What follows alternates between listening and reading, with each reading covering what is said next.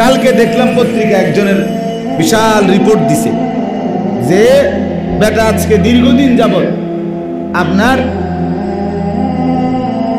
বৃদ্ধ আশ্রম এবং বয়স্ক এবং অনাথ পথ শিশু এদেরকে আশ্রয় দেওয়ার বিশাল আশ্রম করে বাংলাদেশে।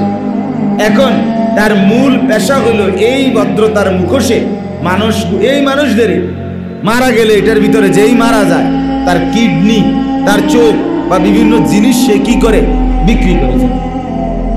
এখন যতবারই তার জানাজা পড়ছে, ধোয়াইছে তাদের, তখন ওই মানুষগুলো টের পাইছে, বারবার দেখছে যে কিরে এদের শরীরের বিভিন্ন জায়গায় কাটা কেন।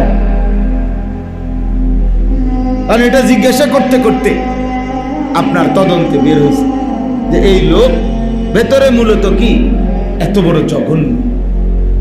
তাহলে এই মুখোশধারী শয়তান এত বড় অপরাধ কেমনে করতে পারে? করোনার সময় সরাসরি রক্ত, ওই যে করোনার টেস্ট কিছুই করে নাই। একটা খবর আসলো না, হ্যাঁ, কিছুই পরীক্ষা করে নাই, সম্পূর্ণ কোটি কোটি টাকা পরীক্ষার কোনো খবরও নাই, রক্তের টেস্টের কোনো খবর, আন্তাজি সব কি দিয়ে দিছে। যারে মন চাইছে টাকা পজিটিভ, যারে মন চাইছে নেগেটিভ, সব কিছুই কি করে দিছে টাকার মধ্যে। 3000 টাকাই পজিটিভ, 2000 টাকা নেগেটিভ। কথার কথা তাইলে প্রকৃত, হ্যাঁ আমি বলবো, আপনি বলবেন না হুজুর এই দুইজন একজন মন্দ লোকের উদাহরণ দিয়ে সবাইকে খারাপ বললে হবে না, সবাইকে খারাপ বললে হবে না, এটা আমরাও বলি। সবাইকে খারাপ বললে পৃথিবী থাকবে না। পৃথিবীর প্রত্যেক সেক্টরে ভালো অবশ্যই আছে, কিন্তু ওই ভালো মানুষটার পিছনে অবশ্যই পরকালীন অনুভূতি, আখিরাতের প্রেরণা, সৃষ্টিকর্তার সামনে দাঁড়াবার অনুভূতি আছে। আপনি কলিজা খুলে দেখেন কি,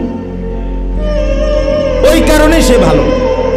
আমি তো ওইটাই বলতে চাই। অর্থাৎ তার দিলের ভিতরে আল্লাহকে যদি ভুলাইয়া দেয়, আখিরাত যদি ভুলাইয়া দেয়, পরকাল যদি বিস্মৃত করে দেয়, তাহলে আর সে মানুষ থাকে না। সে শুধু ফাঁক খোঁজে, সে শুধু সুযোগ তালাশ করে, যখনই সুযোগ পায় তখনই অন্যায়। এই সূরা হজ এই শুরুতেই আল্লাহ প্রথম 2 আয়াতে কিয়ামতের, হাসরের, ইসরাফিলের ফুঁর, কিয়ামত যখন শুরু হবে তখন পৃথিবীর এই কায়নাতের অবস্থা কি হবে এটার একটা দৃশ্য ভয়ানক শুরুতে আল্লাহ তুলে ধরছে। মনে রাখতে হবে আমাদের এই ইসলামের, কোরআন এবং সুন্নাহর সমস্ত বক্তব্য, সবকিছুর মানুষকে সংশোধন করার সর্বোত্তম হাতিয়ার হলো মানুষের ভিতরে আখিরাতের প্রেরণা। যত মন্দ কাজ থেকে মানুষকে বিরত রাখতে চায়, উত্তম কাজে অভ্যস্ত করতে চায় ইসলাম, এই ক্ষেত্রে তার মূল মাপকাঠি, মূল সূত্র আখিরাত।